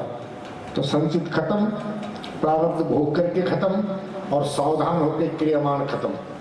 सावधान होकर क्रियामान, प्रारब्ध भोग करके, और संचित जप तप व्रत के द्वारा तीनों कर्म इसने खत्म कर दिए। और जब तक ये तीनों कर्म समाप्त न हो तब तक मुक्ति नहीं मिलेगी। अब वो मुक्ति की अधिकारिणी है कि नहीं? शरीर छूटते ही वैकुंठ जाएगी कि नहीं? ये है जिसलिए शरीर मिला था, कर दिया उसने, वो सार्थक। अब कोई कहेगा कि एक सज्जन कह रहे थे इस कलयुग में धर्म भी नहीं करना चाहिए। मैंने कहा क्यों? बोले ऐसे भी देखे हमने, ऐसे पुण्यात्मा उनके साथ बहुत बुरा होता है। मैं सुन रहा था, मैंने कहा अच्छा। बोले कलयुग में धर्म फलता नहीं है। अरे भले आदमी, अरे भैया इस रहस्य को तुम जल्दी समझोगे नहीं, ये रहस्य सबकी समझ में नहीं आएगा। भगवान जिस पर अधिक कृपा करता है उसके प्रारब्ध का भुगतान करवा देता है। ये सब भुगतान है प्रारब्ध का, चाहे देवकी और वसुदेव हो, चाहे द्रौपदी हो, चाहे वो सुभद्रा हो, पांडव हो, दर दर की ठोकरें खाई हैं, कितना कष्ट उठाया है। ये उनकी बातें कर रहा हूं जो भक्त शिरोमणि है, जिनके साथ ईश्वर है, कृष्ण खरा था, ये उनकी चर्चा हो रही है। हम और आप तो क्या, भगवान जिसके साथ है तब भी उन्होंने कष्ट भोगा। बोले नहीं भोगा तो बताओ, क्या कृष्ण साथ होने से द्रौपदी के 5 पुत्र बच गए थे क्या? क्या कृष्ण साथ होने से सुभद्रा का पुत्र बच गया था क्या? कृष्ण साथ होने से द्रौपदी के पुत्र बच गए? कृष्ण साथ होने से पांडवों को कष्ट नहीं मिला क्या? तो भगवान का लाभ क्या हुआ?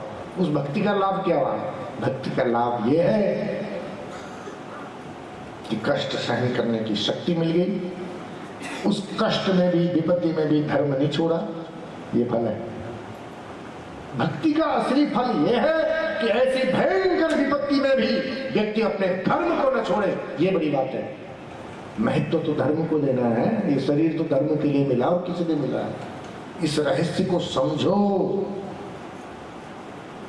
हाँ, बस इतनी सी बात अगर जिस दिन समझ में आ गई तो सब कुछ समझ में आ गया। सब शास्त्रों का निचोड़ समझ लिया आपने, यही सब शास्त्रों का निचोड़ है। बात बहुत छोटी है लेकिन ये इतनी जल्दी हमारे अंदर बैठ नहीं सकती। इस रहस्य को कोई समझ ही नहीं सकता। सब यही बोलेंगे कुछ नहीं होता है, ये सब करने से बेकार है, सब बेकार है, ऐसे ही बोलेंगे, सब बोलेंगे। रहस्य को तो समझेंगे। तो देखिए जरा, यही बात है, ये इसी का अर्थ है क्या कि भुंजान एवात्मकृतम विपाकम। हर व्यक्ति आत्मकृतम विपाकम भुंजानो। आपको अगर पति का सुख नहीं तो कर्मों का फल, पत्नी का सुख नहीं तो कर्मों का फल, संतान का सुख नहीं मिला तो कर्मों का फल, शरीर का सुख नहीं मिला तो कर्मों का फल। शरीर मिला और रोगी मिला। एक तो वो है, अरे जो बेचारा रेलवे स्टेशन पर बैठा है, हाथ पांव गले में पानी चू रहा है, कोई पानी तक नहीं पूछ रहा, रुपए डाल रहे हैं उसके बाद। रुपए का क्या करेगा वो? ना उठ सकता ना सोता। मैं देख रहा हूँ उसके बिस्तर पे रुपए फेंक रहे हैं। अरे रुपये तो वो नशेड़ी ले जाएंगे उठा करके। पानी पिला दो, उठा दो उसको, उठाएगा कोई? ये है कर्मों का फल। क्योंकि वो भी कर्मों से ही मिलेगा ना, कि कोई ऐसे मिल जाएगा कि उसको उठाएगा, सेवा करेगा, पानी पिलाएगा, खिलाएगा। ऐसे कर्म किए हैं कि ऐसा दुर्गति हो रही है महाराज मत पूछिए। कोई पानी पिलाने को राजी नहीं है, भोगना पड़ता है। ये मुर्गे कट रहे हैं, ये भी कर्मों का फल है। ये बकरे कट रहे हैं, ये भी कर्मों का फल है। ये शरीर गल रहा है, ये कुत्ते बिल्ली घूम रहे हैं, पशु आदि, कोई पूछने वाला नहीं, ये सब कर्मों का फल है। ये हम आंखों से देख रहे हैं, इसलिए इन सब दृश्यों को देख करके अगर हम सावधान नहीं हुए तो बेकार है। इसलिए हर पल हर क्षण हमें सावधान रहना है। ये कथा ही हमें सावधान करती है, ये सत्संग ही हमें सावधान करता है। तो बहुत ब्रह्मा जी ने बहुत सुंदर स्तुति किया। एक भजन, बहुत सुंदर भजन है। मेरी दाता के दरबार में सब लोगों का खाता, मेरे दाता के दरबार में सब लोगों का खाता, मेरे दाता के दरबार में सब लोगों का खाता, मेरे दाता के दरबार में सब लोगों का खाता। जो कोई जैसी करनी करता वैसा ही फल पाता, जो कोई जैसे करनी करता वैसा ही फल पाता। मेरे दाता के दरबार में सब लोगों का खाता, मेरे दाता के दरबार में सब लोगों का खाता। छूट किसी को भी नहीं है। चाहे कोई व्यासपीठ पर बैठा व्यास जी महाराज क्यों ना हो, चाहे वो आचार्य क्यों ना हो, प्राचार्य क्यों ना हो, चाहे वो महामंडलेश्वर क्यों ना हो, चाहे वो शंकराचार्य क्यों ना हो, किसी भी पद पे हो, चाहे वो राजा क्यों ना हो, चाहे बहुत बड़ा मंत्री क्यों ना हो, छूट नहीं है किसी को भी। क्या साधु क्या संत गृहस्थी, क्या राजा क्या रानी, क्या साधु क्या संत गृहस्थी, क्या राजा क्या रानी। प्रभु की पुस्तक में लिखी है सबकी कर्म कहानी, प्रभु की पुस्तक में लिखी है सबकी कर्म कहानी। अंतर्यामी भीतर बैठा सबका हिसाब लगाता, अंतर्यामी भीतर बैठा सबका हिसाब लगाता। मेरे दाता के दरबार में सब लोगों का खाता, मेरे दाता के दरबार में सब लोगों का खाता, मेरे दाता के दरबार में सब लोगों का खाता, मेरे दाता के दरबार में सब लोगों का खाता। बड़े बड़े कानून प्रभु की बड़ी बड़ी मर्यादा, बड़े बड़े कानून प्रभु के बड़ी बड़ी मर्यादा। किसी को कौड़ी कम नहीं मिलती, मिले न पाई ज्यादा, किसी को कौड़ी कम नहीं मिलती, मिले न पाई ज्यादा।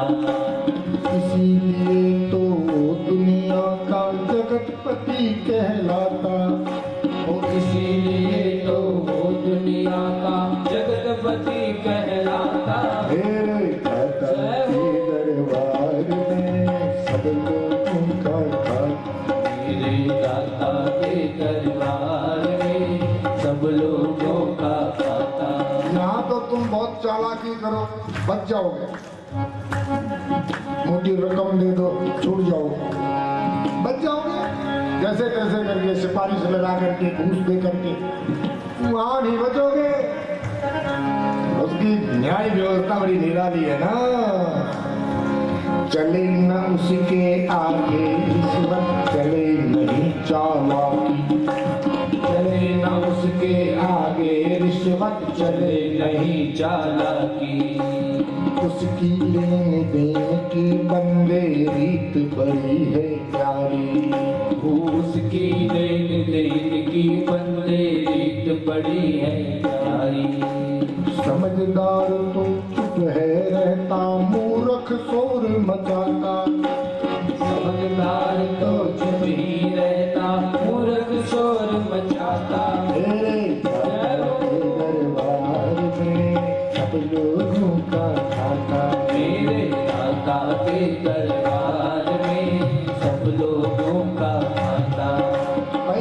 आजकल सब जगह कैमरे लगे होते हैं, नहीं?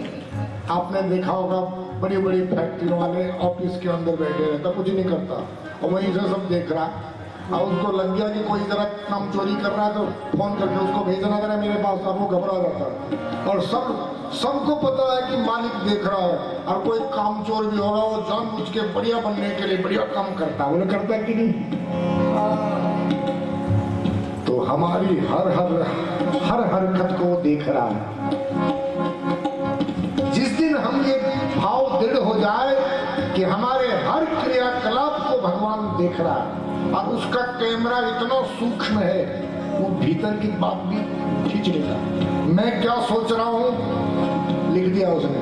बैठा हूं व्यास पीठ पर, और बाहर से तुमको लग रहा है कि व्यास जी तो साक्षात भगवान है, इसके बराबर तो कोई है ही नहीं। और मान लो मेरे अंदर भाव कुछ और चल रहा है, तो इस बात को तुम तो नहीं जानते हो, कौन जानता है? लिख दिया उसने, नोट कर दिया उसी समय। और दंड सबसे ज्यादा उसको मिलता है जो जानते हुए भी पाप करता है, उसको ज्यादा, उसको छूट नहीं है, कोई छूट नहीं। इसलिए उजली कर्म कर ले बंदे, कर्म न करियो काला। उजली करनी करने बंदे, कर्म न करियो काला। लाख आंख से देख रहा है तुझे देखने वाला, लाख आंख से देख रहा है तुझे देखने वाला। उसकी तेज नजर से बंदे कोई नहीं बच पाता, उसकी तेज नजर से बंदे कोई नहीं बच पाता। तेरे दरबार में सब लोगों का खाता, तेरे दाता के दरबार में सब लोगों का खाता। तेरे दाता के दरबार में सब लोगों का खाता। मेरे दाता के दरबार में सब लोगों का खाता। जो कोई जैसी करनी करता वैसा ही फल पाता, और जो कोई जैसी करनी करता वैसा ही फल पाता। तेरे दाता के दरबार में सब लोगों का खाता। मेरे दाता के दरबार में सब लोगों का खाता। मेरे दाता के दरबार में सब लोगों का खाता। बोले भक्तवत्सल भगवान की जय हो। बात बहुत छोटी है, इतनी सी बात ही अगर हमारे अंदर बैठ गई तो सब सुन लिया, कुछ सुनना बाकी नहीं है। अगर हम ये मानते हैं कि हमें भगवान देख रहा है, तो हम कभी गलत काम कर ही नहीं सकते। व्यक्ति गलत कब करता है? कोई नहीं देख रहा। मतलब हम वेद को नहीं मानते हैं। वेद कहता है कि ईशावास्यमिदं सर्वम यत् किंचित जगत्याम जगत। वेद कह रहा है कि ईश्वर तो कड़गड़ में है भाई, जो लिखा हुआ है हम उसको मानने को ही तैयार नहीं है। ऐसे नहीं कि ज्ञान तुमको नहीं, ज्ञान सभी को है, ये बातें सब जानते हैं, पर मानता है कोई मानने को तैयार ही नहीं। जानते सब हैं, ये ज्ञान सबको पहले से है, लेकिन कोई मानता ही नहीं, आचरण में कोई लाता ही नहीं। केवल जान लेना बहुत कुछ नहीं है, प्रवचन करना कोई बहुत बड़ी बात नहीं है।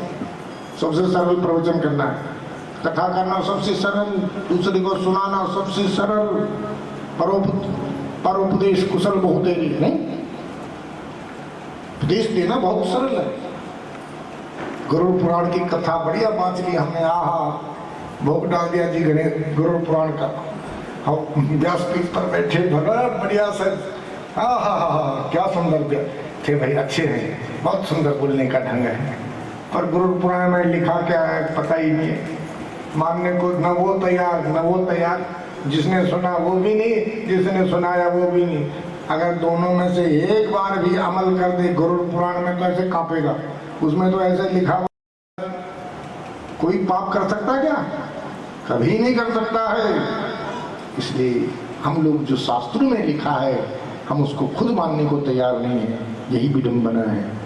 ये माया इतनी बलवती है कि हमारी बुद्धि भी हरण कर ले, इसलिए सावधान। ये सुनना बहुत बड़ी बात नहीं है, सुनाना बहुत बड़ी बात नहीं है। सुनना तो सार्थक है, जो कुछ आप सुन रहे हैं उस पर अमल कीजिए, तब तो लाभ है, नहीं कोई लाभ नहीं है, जितने मर्जी सुन लो। इन बातों पर एकांत में विचार करो, ये सत्य है। एक बात भी अगर हमारे अंदर बैठ जाए तो हमारा जीवन बदल जाएगा, जीने का ढंग बदल जाएगा। तो यही कथा है। कथा इसीलिए है कि हम ये न प्रकार भगवान से जुड़ जाए, और भगवान से जो व्यक्ति जुड़ गया उसके सब अपने आप हट जाते हैं। ये भी बात है, ईश्वर से जो जुड़ गया ये दोष अपने आप दूर हो जाते हैं, अपने आप। तो बहुत ब्रह्मा जी ने बहुत सुंदर स्तुति किया। का प्रभु, बालक जब माँ के उदर में होता है तो अपनी लातों से प्रहार करता माँ के ऊपर, तो क्या माँ जन्म लेने के बाद उससे बदला लेती है? लेती बदला। तो ऐसी मैं भी तो आपका बालक हूँ, अगर मेरे से अपराध हो गया है तो जैसे माँ बालक के अपराधों को ध्यान में नहीं रखती है, वैसे प्रभु मेरे अपराध को क्षमा कर दो। क्या सुंदर स्तुति किया। और ब्रह्मा जी कह रहे हैं अहो भाग्यम अहो भाग्यम, सराहना किया, धन्य है ये जिनके मित्र प्रब्रह्म है, उसके साथ खेल रहे हैं, कबड्डी में नीचे पटक रहे हैं उसको, उसके ऊपर कभी उसको घोड़ा बना रहे हैं, चल मेरा घोड़ा टिक टिक भगवान घोड़ा बना हुआ है। क्या भगवान की ही लीला है। और ब्रह्मा जी भी आप जन्म मांग रहे हैं, बताओ क्या कह रहे हैं? तदभूरि भाग्यमिह जन्म किमर्थतव्यम् यदि गोकुलेऽपि कथमाङ्घ्रिरजोऽभिषेकम् यज्जीवितं तु निखिलं भगवान् मुकुन्द स्वद्यापि यत्पदरजः श्रुतिमृत्यमेव।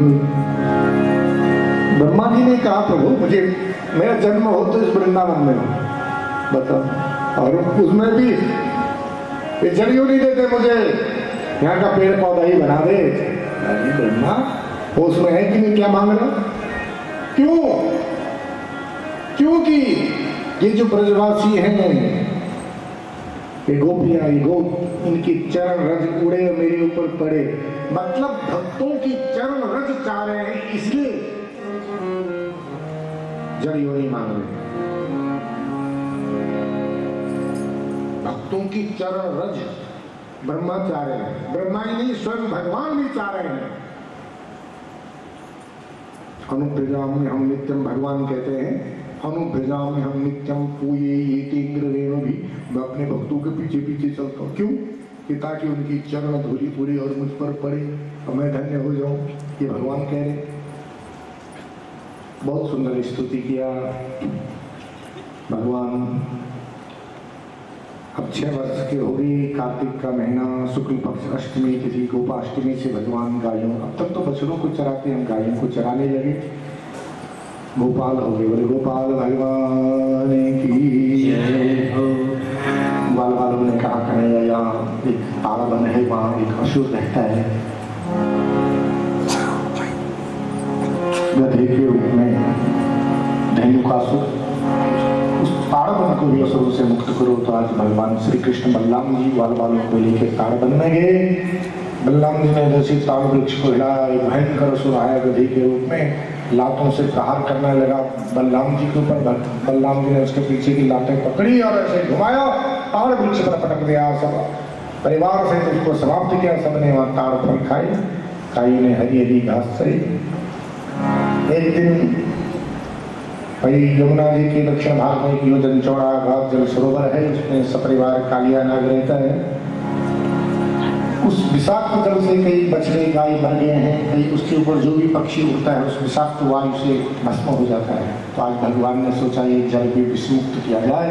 प्रातः काल बल वालों को लेकर के आए हैं, आकर के ऐसे भी पुराण में आता है भगवान ने कंदुक क्रीड़ा की, गेंद खेली, खेल खेल में वो गेंद को सरोवर में फेंक दिया। ग्वाल वालों ने कहा नहीं, हमारी गेंद को लभी लाकर तुम्हारे कदम वृक्ष था उस पर चढ़े, जोर से छलांग मारी, सब ग्वाल वाल घूरा गई, क्या दौड़े दौड़े दौड़े मैया से कहा, माँ तो मूर्छित होकर नीचे गिर गई। पागलों की तरह मैया, यशोदा, नंद बाबा, उस दिन बलराम जी को साथ में नहीं लिया था। सब गोपगण, ग्वाल बाल सब दौड़े दौड़े आ रहे हैं। भगवान ने जब छलांग लगाई तो कालिया नाग सो रहा था, उसकी पत्नियों ने देखा, ऐसी सुंदर छवि को देखा तो मोहित हो गए। तो कहा कि तू यहाँ से चले जा, हमारे स्वामी जगेंगे तो बच नहीं पाएगा। भगवान हंसे, बोले तुम्हारे स्वामी। उसने भगवान को लपेट दिया। नाग फांस बड़ा खतरनाक। भगवान ने नागों के पास ऐसा शस्त्र दिया है कि वो अपने शिकार कितना ही बलवान क्यों ना हो, चाहे वो शेर है, चाहे वो मगरमच्छ ही क्यों ना हो, अगर उनके लपेट में आ गए तो वो मार देगा। और वो इतनी जल्दी फांस लगा देता हो, एकदम से नाग ना एकदम से लपेट देता। बस नाग फांस में लपेट दिया पूरा, पहले पूरा लपेट दिया। भगवान चुप रहे। भगवान ने कहा, अच्छा अब तूने अपना काम कर लिया, बोले मैं करता हूँ। भगवान ने शरीर को ऐसे फुलाया, उसकी नस नस ढीली हो गई उसकी, और निकल गए और उसके सिर पर नाचने लगे, रक्त वमन करने लगा। ओ नाग पत्नियां पहचान गई ये भगवान है, तो स्तुति किया उन्होंने। न्यायो ही दंडः कृतकी विशेष में स्तवावतारः खलनिग्रहाय ऋतो सुतानामपि तुल्य दृष्टि वत्सेदमं फलमेवानुसंतं। हे प्रभु, न्यायो ही दंड कृतिकली विशेष में, आपका ये दंड उचित है। और आपका जो अवतार है खल निग्रह, दुष्टों के निग्रह के लिए आपका अवतार हुआ है। ये तो हमारे स्वामी पर अति कृपा। जिस चरण रज को ब्रह्मा चाहते हैं, ब्रह्मा देवता चाहते हैं, वो चरण हमारे स्वामी के सिर पर है। ये ओ भाग्य है। अपने पति से बोली कि अभी भी तुम फूं कर रहे, अभी भी नहीं पहचान पाए, अरे झुक जाओ। तो अब उनके पति बोले, कालिया नाग बोले, प्रभु सृष्टि किसने बनाया? भगवान ने कहा मैंने बनाया। हम नागों को किसने बनाया? बोले मैंने। हमारे अंदर जहर किसने भरा? बोले मैंने। तो हमारा क्या दोष है? बोले तुम्हारा यही दोष है कि तुम रमण द्वीप छोड़ के यहाँ आए। जाओ भाई। बोले वहां तो आपके वाहन गरुड़। बोले अब कोई भय नहीं है। तुरंत राजा परीक्षित ने कहा, गुरुदेव ये रमण द्वीप छोड़ के यहाँ क्यों आया? तो एक बार गरुड़ जी रमण द्वीप जब में जाकर के सांपों को खाया करते थे। एक दिन सब सांपों ने इकट्ठा होकर के गरुड़ जी से प्रार्थना किया कि ऐसे मत खाओ, एक दिन महीने में एक दिन आपके लिए भोजन की व्यवस्था करेंगे, आप उसी से संतुष्ट हो जाओ। तो गरुड़ जी मान गए। हर अमावस्या को बूढ़े नागों को रखते, गरुड़ आके खा के चले जाते। आज कालिया नाग की बारी थी भोजन व्यवस्था की। इसको अपने बल पर बड़ा अभिमान था, इसने भोजन व्यवस्था नहीं की। डर के मारे अन्य नागों ने व्यवस्था किया। ये कालिया नाग स्वयं उस भोजन को खा गया। गरुड़ जी जब आए तो उनको इस बात का पता चला तो बड़ा भयंकर युद्ध हुआ। गरुड़ के पंख और चोंचों के प्रहार से घायल हो गया, वहां से इस सरोवर में आ गया। क्योंकि यहाँ गरुड़ जी नहीं आ सकते थे, सौभरी ऋषि का शाप था। एक बार सौभरी ऋषि यहाँ तप कर रहे थे और गरुड़ जी आके मछलियों को खा रहे थे। सौभरी ऋषि ने रोका नहीं, रुके तो उन्होंने साफ दे दिया कि आज के बाद तुम यहाँ आएंगे तो तुम्हारा प्राणांत हो जाएगा। इसलिए गरुड़ वहाँ नहीं आते थे। ये इस बात को जानता था, इसलिए छुपने के लिए वहाँ आया है। पर आज भगवान ने कहा कि जाओ यहाँ से। बोले अब भय? बोले अब कोई भय नहीं। क्यों? क्योंकि तुम्हारे सिर पर मेरे चरण चिन्ह हैं, अब तुम मेरे हो गए। तो उसके सिर पर नाचते हुए जैसे बाहर आए, इधर तो मैया यशोदा पहुंच गई, बाबा नंद बाबा, सारे ब्रजवासी, ग्वाल बाल। माँ तो छलांग मारना चाहती थी उस सरोवर में, बलराम जी ने रोक दिया। इतने में देखा भगवान नृत्य करते हुए बाहर आए। अद्भुत छवि भगवान की। उस रात को वहीं रुके, रात में आग लगी, सबने भगवान को पुकारा। भगवान ने कहा आंखें बंद करो, भगवान ने उस अग्नि का भी पान किया। अनेक लीलाएं मेरे प्रभु कर रहे हैं। तो अब समय हो गया है कि और चलाए, तो क्योंकि डर लगता है ना। आप कहेंगे तो अच्छा लगा हुआ है, हम चुप रहे बैठे हैं, तो इसका मतलब ये थोड़ी है कि चला ही है। नहीं, देखो कथा तो अनंत है। मन तो ऐसे करता है कि चलते रहें, लेकिन अब कल का दिन शेष है और परसों इस कथा को विश्राम दिया जाएगा। इसलिए सब लोग आओ, कौन सी बात आपके अंदर बैठ जाए, जीवन बदल जाए, कुछ नहीं कह सकते हैं।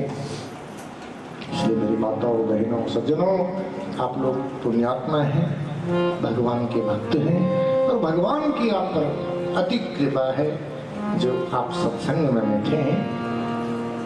तो कल अवश्य आए, 2 मिनट भगवान नाम का संकीर्तन, फिर आरती प्रसाद लेके जाए। जय गणपति पार्वती शिव शिव बम बोले। जय गणपति पार्वती शिव शिव बम बोले।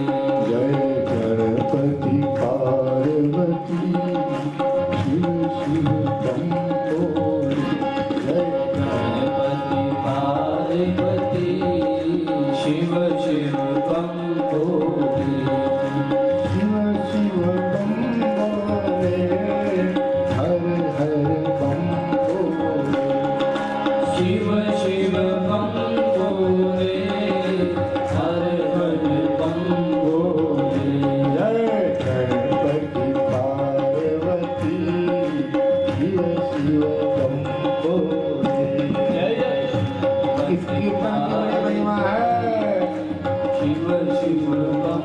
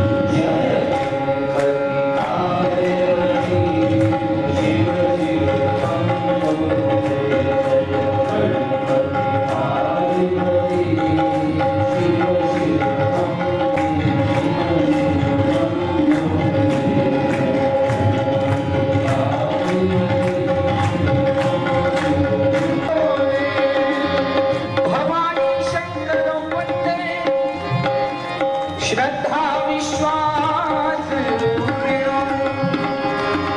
याभ्यां विना न पश्यन्ति।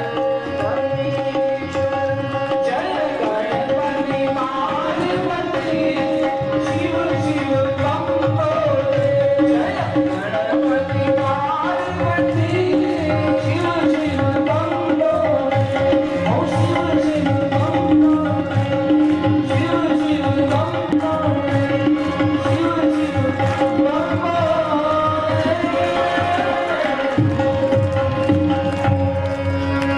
जय लक्ष्मी नारायण भगवान की जय, सीताराम भगवान की जय, गौरी शंकर भगवान की जय, हनुमान जी महाराज की जय, भूतनाथ भगवान की जय, पशुपतिनाथ भगवान की जय, नरसिंह भगवान की मैया की, राजराजेश्वरी मैया की, भारत माता की, श्रीमद् भागवत महापुराण की, वेदव्यास भगवान की, श्री सुखदेव जी महाराज।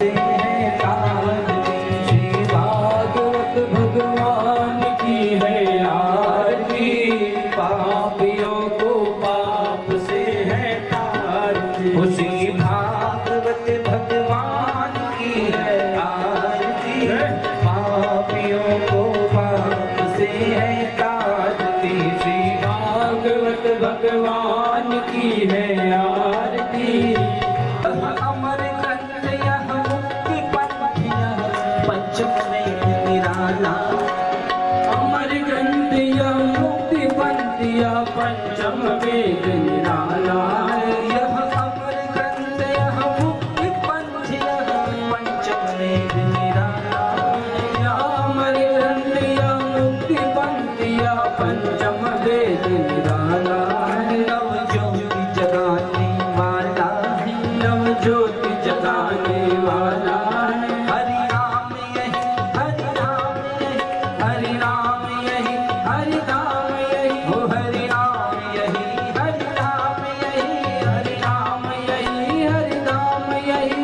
जग के मंगल की